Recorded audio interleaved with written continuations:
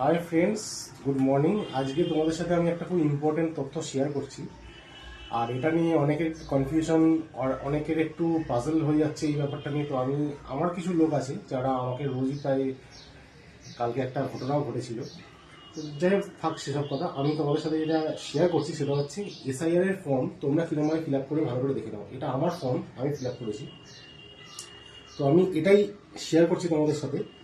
প্রথমে ওপরে যেখানে ডেট অফ বার্থ, তোমার ডেট অফ বার্থ, তোমার আধার নাম্বার, তোমার নাম, এবং যেটা এপিক নাম্বার যেটা দেওয়া আছে সেটা আমার বাবার, মানে আমার গার্জেনের, ঠিক আছে।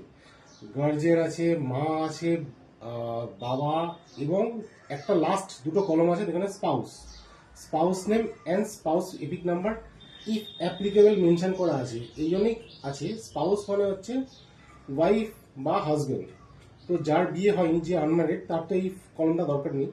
তো যার বিয়ে হয়ে গেছে তো তারা এইভাবে স্পাউসের ডিটেলটা ফিল আপ করবে।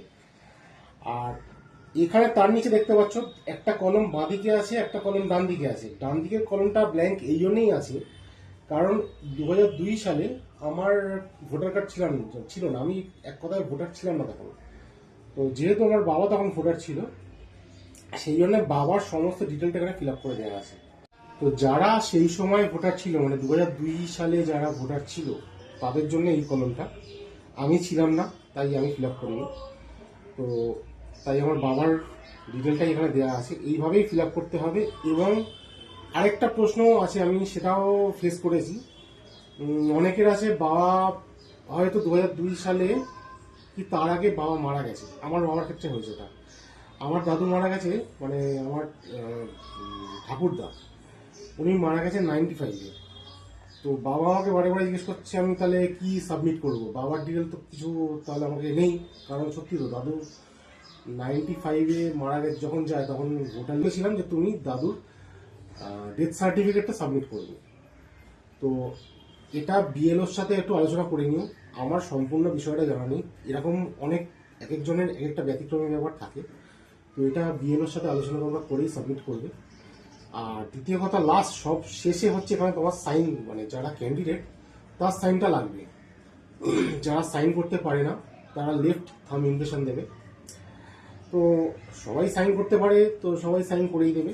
এই নিয়ে কোনো কনফিউশন কিছু নেই। আর ওপরে তোমার ছবিটা যেখানে অ্যাটাচ করবে, আমি আমার পাসপোর্ট সাইজ ছবিটা একটু ছোট করে কেটে অ্যাটাচ করে দিয়েছি।